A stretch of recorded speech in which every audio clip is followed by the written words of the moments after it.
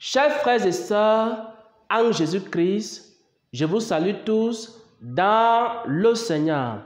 J'espère que vous allez bien par la grâce de Dieu. Bien-aimés, je suis porteur d'un message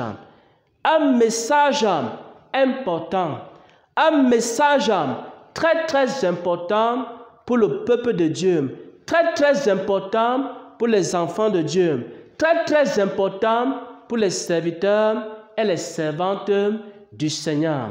Il y a une personne qui souffre, il y a une personne qui se pose des questions, il y a une personne qui est dans des multiples épreuves depuis des années. Et la personne ne sait pas comment sortir de ces épreuves, comment sortir de ces souffrances, comment sortir de cette misère.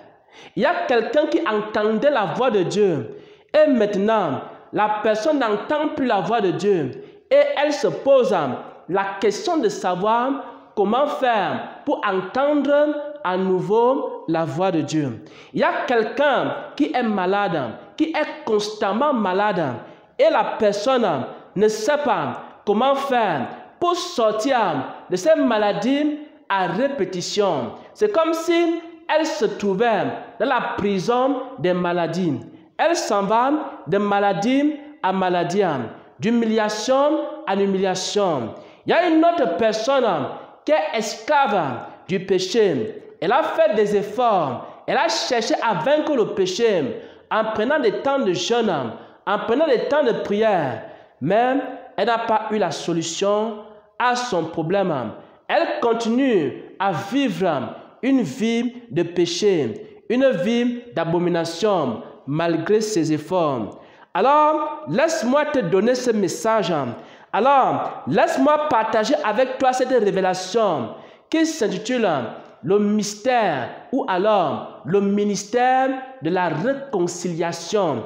Bien-aimé, pour que ton problème soit résolu, il faut d'abord que tu acceptes que tu as un problème avec Dieu. Mon frère, ma soeur, tu veux sortir de ta situation, tu veux sortir de ton problème, tu veux sortir de la situation qui te dérange depuis des années. Il faut que tu acceptes quelque chose. Il faut que tu acceptes que tu as un problème avec Dieu. Parce que le Seigneur m'a dit exactement ceci. Il m'a dit que lorsque une personne entendait la voix de Dieu et qu'elle n'entend plus la voix de Dieu, ça veut dire qu'elle a un problème avec Dieu. Il faut que tu acceptes que tu as un problème avec Dieu. Tu entendais la voix de Dieu, tu n'entends plus la voix de Dieu. Il ne faut pas que tu t'habitues à cette situation où tu n'entends plus la voix de Dieu. Il faut que tu reconnaisses d'abord que tu as un problème avec Dieu. Mon frère, ma soeur, tu étais quelqu'un en bonne santé. Tu étais quelqu'un qui n'avait pas de problème. Mais chaque jour, tu es malade. Mais chaque jour, tu te retrouves dans les hôpitaux. La solution à ton problème réside dans quelque chose. Il faut d'abord que tu acceptes, mon frère. Il faut d'abord que tu acceptes, ma soeur, que tu as un problème avec Dieu. Et je vais prendre des exemples bibliques. Lorsque le peuple d'Israël marchait en communion avec Dieu, lorsque le peuple d'Israël marchait main dans la main avec Dieu, alors tout allait bien dans la vie du peuple d'Israël.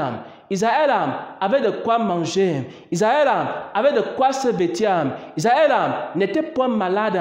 Israël n'était point souffrant. Israël n'était point vaincu par ses ennemis. Mais lorsque Israël s'est séparé de Dieu, mais lorsque Israël a abandonné Dieu, alors les malheurs s'abattaient sur Israël. Alors les calamités s'abattaient sur Israël.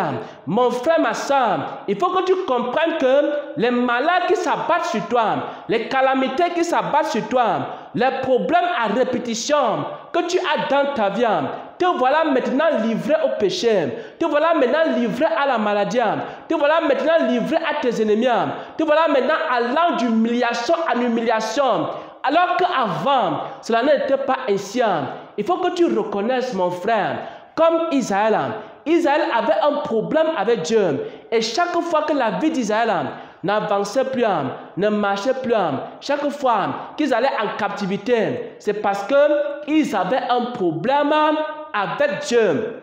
Et maintenant, pour que ce problème-là soit résolu, il fallait d'abord qu'il retourne à Dieu. Il fallait d'abord qu'il retourne à la parole de Dieu. Il fallait d'abord qu'il retourne aux voies de Dieu. Mais avant cela, il fallait d'abord qu'ils reconnaissent quelque chose.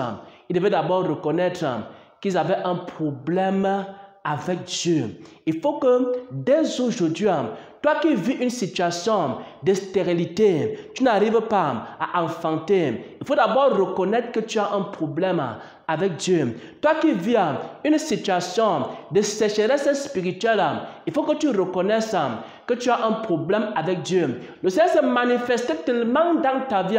Le Seigneur te donnait tellement de révélations. Et aujourd'hui, tu ne reçois plus rien de la part du Seigneur. Il faut que tu reconnaisses quelque chose. Il faut que tu acceptes quelque chose. Tant que tu n'as pas reconnu, tant que tu n'as pas accepté, tant que tu n'as pas dit j'ai un problème avec Dieu, alors ton problème ne peut pas être résolu. Il faut que tu cesses de jouer aux grands chrétiens. Il faut que tu cesses de jouer aux grands prédicateurs. Il faut que tu cesses de jouer aux grands prophètes. Il faut que tu cesses de jouer à la grande prophétesse et que tu reconnaisses que tu as un problème avec Dieu. Il y a certains chrétiens, lorsqu'ils se couchent la nuit, ils sont visités par des puissances du mal. Ils ont des cauchemars. Ils sont étranglés la nuit. Et maintenant, il y a des sorciers qui les visitent. Ils sont poursuivis dans des rêves. Il faut que tu reconnaisses, mon frère, il faut que tu reconnaisses, ma soeur, que tu as un problème avec Dieu. Il faut d'abord reconnaître, il faut d'abord que tu acceptes. La première chose, le premier pas vers ta guérison, c'est d'accepter. Et c'était la même chose avec le peuple d'Israël. Quand le peuple d'Israël avait un problème avec Dieu, alors Dieu se retirait. Alors Dieu ne parlait plus. Alors Dieu ne se manifestait plus.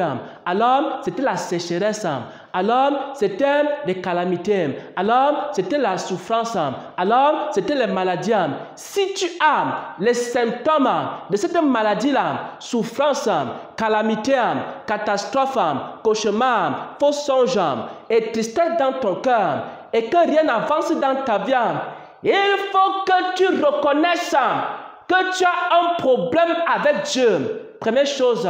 Ensuite, lorsque tu as reconnu, alors il faut que tu commences à chercher la réconciliation avec Dieu. Et ça, c'est la deuxième clé. On va lire ici un passage des Saintes Écritures pour vous expliquer comment est-ce qu'on fait pour se réconcilier avec Dieu. Quel est le rôle des pasteurs? Quel est le rôle des prédicateurs? Quel est le rôle des prophètes dans l'église? C'est de réconcilier les hommes avec Dieu. Lorsque les pasteurs vous apportent la parole qui vous permet de vous réconcilier avec Dieu, alors lorsque vous êtes réconcilié avec Dieu, tout va commencer à aller dans votre vie. Mais il ne faut pas suivre des prédicateurs qui viennent simplement pour vous escroquer, des prédicateurs qui viennent simplement pour prendre votre argent, des prédicateurs qui viennent seulement pour vous faire rire, des prédicateurs qui viennent vous raconter des histoires. Il faut écouter des prédicateurs qui vous apportent une parole qui peut vous permettre de vous réconcilier avec Dieu. Dans ta situation, il y a plusieurs pasteurs que tu as vus. Dans ta situation, il y a plusieurs prophètes que tu as vus. Dans ta situation, il y a plusieurs hommes de Dieu que tu as vus.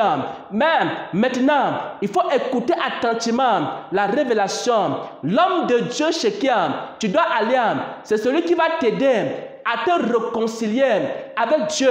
Parce qu'une fois que tu es réconcilié avec Dieu, alors tout va commencer à marcher dans ta vie.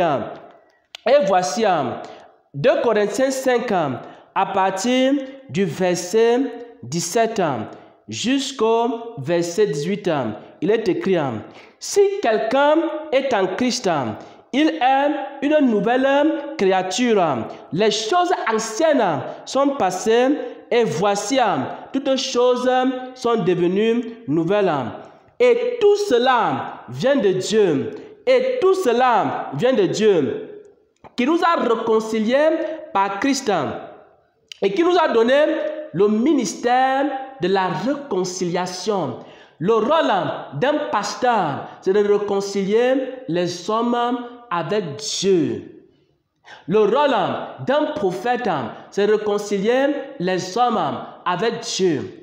Le rôle d'un évangéliste, c'est de réconcilier les hommes avec Dieu. Le rôle de tout homme de Dieu est de réconcilier les hommes avec Dieu. Et une fois que tu es réconcilié avec Dieu, alors Dieu va menacer la maladie.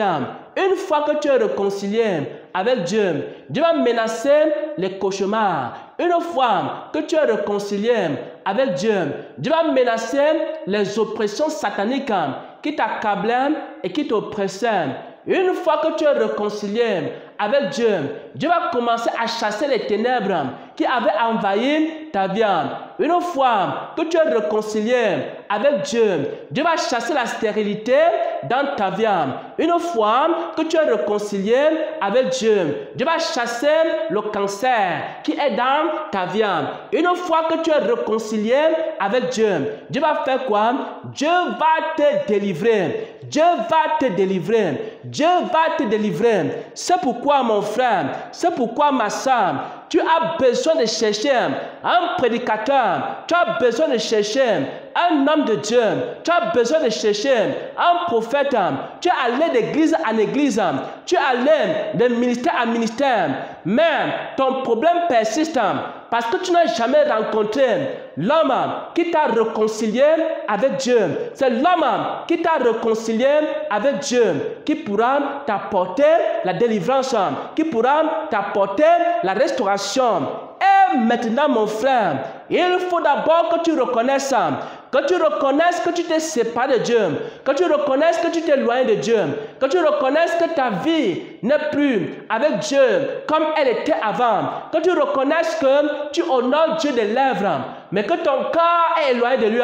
Il faut que tu reconnaisses tes fautes. Il faut que tu reconnaisses que tu n'es plus avec Dieu comme au début, comme au commencement. Il faut que tu reconnaisses que tu n'as plus le premier amour. Il faut que tu reconnaisses que l'amour, l'argent est entré dans ton cœur. Il faut, mon frère, il faut, ma soeur, que tu reconnaisses que l'esprit d'impudicité a envahi ton cœur. Il faut reconnaître ton infidélité. Il faut reconnaître également que tu t'es éloigné de Dieu. Et lorsque tu as reconnu, ainsi, alors tu te réconcilies avec le Seigneur. Et en te réconcilier avec le Seigneur te restaure. Bien-aimés frères et sœurs en Christ, j'aimerais maintenant donner quelques conseils pratiques. Tu es un chrétien, tu es dans des situations difficiles. Et maintenant, il faut que tu poses la question à Dieu dans le jeûne et la prière. Seigneur, en quoi est-ce que je t'ai offensé? Maintenant, je suis en train de parler des choses importantes. Comment est-ce que nous faisons dans le ministère les paroles de Jésus lorsque nous avons des problèmes dans la vie d'un frère, dans la vie d'une sœur, dans la vie d'un serviteur, dans la vie d'une servante, et que nous rendons compte qu'il y a beaucoup de problèmes? Alors, nous amenons ce frère, cette sœur, ce serviteur et cette servante-là à se réconcilier avec Dieu. Nous enseignons ceci. Nous enseignons que si Dieu ne te parle plus alors qu'il te parlait avant, prends un temps de repentance. Demande à Dieu, Seigneur, qu'est-ce que tu me reproches? Seigneur, qu'est-ce que tu me reproches? Si quelqu'un entendait la voix de Dieu et la personne n'entend plus la voix de Dieu, il faut que tu passes un temps de repentance. Dans ce temps de repentance, dis à Dieu, Seigneur, Seigneur, qu'est-ce que tu me reproches? Seigneur, Seigneur, en quoi t'ai-je offensé? Et le Seigneur va te révéler. Et le Seigneur va te montrer ton erreur, ta faute. Et c'est comme ça que tu vas te réconcilier avec Dieu. Si par exemple, tu n'étais pas maladif et tu es devenu tout le temps malade, alors il faut passer un temps dans la présence de Dieu et dire à Dieu, Seigneur, Seigneur, qu'est-ce que tu me reproches? Seigneur, Seigneur, pourquoi est-ce que je suis devenu si malade, si maladif, si maladive? Et alors, le Seigneur va te révéler. Et ensuite, tu vas confesser. C'est ainsi que tu vas te réconcilier avec Dieu. Si quelqu'un est victime du péché, il y a un péché qui domine ta vie, il y a un péché qui lie ta vie, tu n'arrives pas à te débarrasser. Qu'est-ce que tu dois faire, mon frère? Qu'est-ce que tu dois faire, ma soeur? Dis à Dieu, Seigneur, Seigneur, qu'est-ce que tu me reproches? Seigneur, Seigneur, qu'est-ce que j'ai fait qui t'a offensé? Parce que je reconnais que j'ai fait des erreurs. Parce que je reconnais que j'ai un problème avec toi. Et maintenant, tu cries à Dieu dans le jeûne, dans la prière, dans la repentance. Et lorsque tu vas faire ça, mon frère, Dieu va te révéler l'origine de tes problèmes. Et c'est comme ça que tu vas te réconcilier avec Dieu. Pourquoi? Parce que tu dois d'abord accepter que tu as un problème. Beaucoup d'hommes vivent ainsi, ils supportent la souffrance, ils ne reconnaissent pas qu'ils ont un problème avec Dieu. Ils continuent à faire le ministère. Il y a longtemps que Dieu t'a quitté et tu continues à faire le ministère. Il y a longtemps que Dieu t'a quitté, tu continues à évangéliser. Il y a longtemps que Dieu t'a quitté, tu continues à prophétiser. Il y a longtemps que Dieu t'a quitté, tu continues à faire les choses de Dieu. Mais tu sais à l'intérieur de toi que Dieu n'est plus avec toi. Il faut que tu acceptes, mon frère. Il faut que tu acceptes, ma soeur, que tu as un problème avec Dieu. Et ensuite, va vers Dieu. Dis au Seigneur, je sais que je t'ai offensé, mais révèle-moi en quoi je t'ai offensé. Je sais que j'ai fait quelque chose qui ne te plaît pas. En quoi est-ce que j'ai péché? Et dans le jeûne, dans la prière, le Seigneur va te révéler. Et quand il va te révéler, tu vas te repentir et ensuite, tu seras réconcilié avec Dieu. Une fois que tu es réconcilié avec Dieu, alors les choses vont commencer à avancer à nouveau dans ta vie. Une fois que tu t'es réconcilié avec Dieu, la maladie va disparaître dans ta vie. Une fois que tu vas te réconcilier avec Dieu, le péché va disparaître dans ta vie. Une fois que tu vas te réconcilier avec Dieu, les souffrances, les douleurs, les malchances, les malédictions, les oppressions sataniques, les oppressions démoniaques, toutes ces choses vont disparaître dans ta vie. Dieu va chasser ces choses. Dieu va chasser ces choses définitivement dans ta vie. Et maintenant, à la place de la tristesse, il va mettre la joie. À la place de l'ignorance, il va mettre la connaissance. À la place de la sécheresse, il va mettre l'abondance. À la place de la haine, il va mettre l'amour. À la place des cris et des pleurs, il va mettre des chants d'allégresse. Pourquoi? Parce que tu as accepté ton erreur. Parce que tu as reconnu ta faute. Parce que tu as reconnu que tu as un problème avec Dieu. Et ensuite, tu as cherché quoi? La réconciliation avec Dieu. Parce que le fruit, la réconciliation, c'est la restauration. Au nom de Jésus-Christ, j'ai partagé sa parole. Amen, amen, amen.